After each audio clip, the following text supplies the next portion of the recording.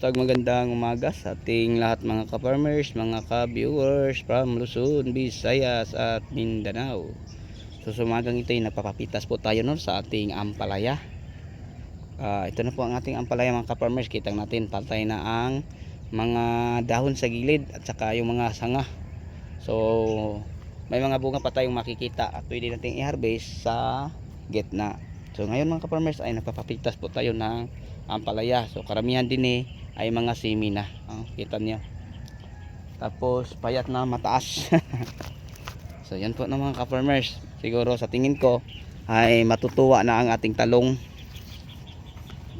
Dahil po yung parang naglilom sa kanila ay atin nang matanggal.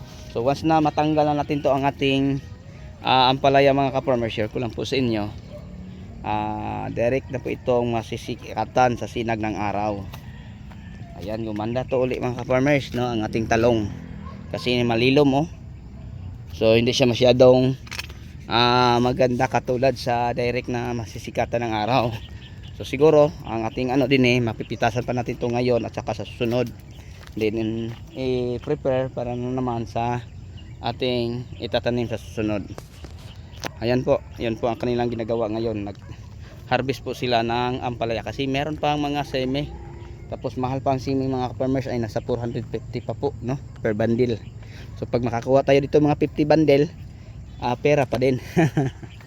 So tapos may talong pa. Yan po ang ating talong sa ilalim. Hindi naman masyadong maganda, pero nakadala din ng pa isa-isang bunga.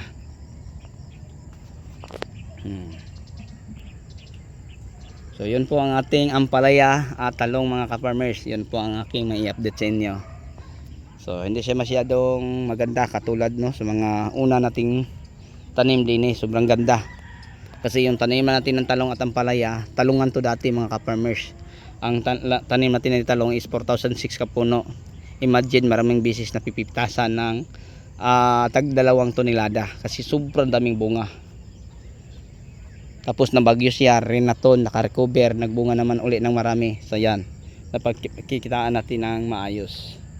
Okay. So yan po mga ka-farmers ang may share at may update ko sa inyo sa ating talong na may ampalaya. So marami ako mga short video sa aking reels, no, na wag muna nito gayahin kasi hindi ko pa subok. So ngayon mga ka-farmers, pwede pala siya pag halimbawa wala na ang So ito pala ang ating tinatawag na intercrops.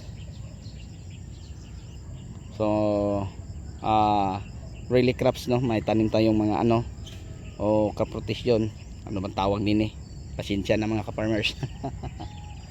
Na may ampalaya, may talong, pagkatapos kamatis may kasunod na ampalaya. So ganyan.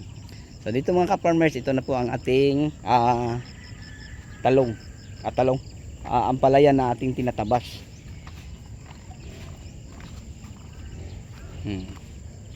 So ang itanim natin din mga ka-farmers, share ko lang po sa inyo, ay kamatis.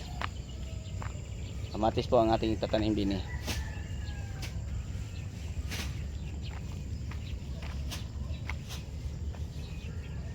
kamatis na Diamante Max. Tapos sa gilid, yun nakita nyo yung mga green na dyan, yun po ang ating talong na bagong tanim. So may talong tayo doon na mag 3 months, saktong 3 months ngayon. Tapos meron tayo dyan.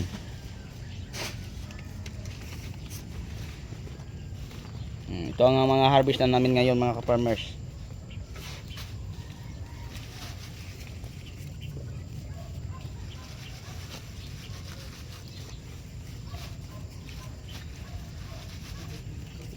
Kulos 50. Sudlay man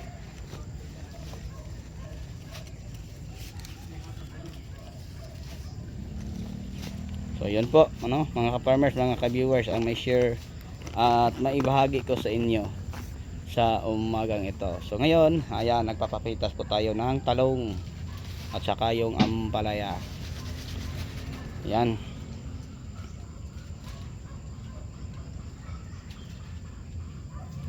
Okay, so bago tayo magtapos, big love shoutout po sa lahat ng ating mga subscriber, mga viewer, sharer at commentator, at saka sa mga bago nating subscribers sa ating munting YouTube channel, sa inyong lahat mga ka-farmers, mga ka-viewers, mega love shoutout po. So ito ang ating harvest ngayon sa ating ampalaya at talong. So kunti na lang mga ka-farmers, pero durami to uli, mga 4 times to 5 times harvest mula ngayon.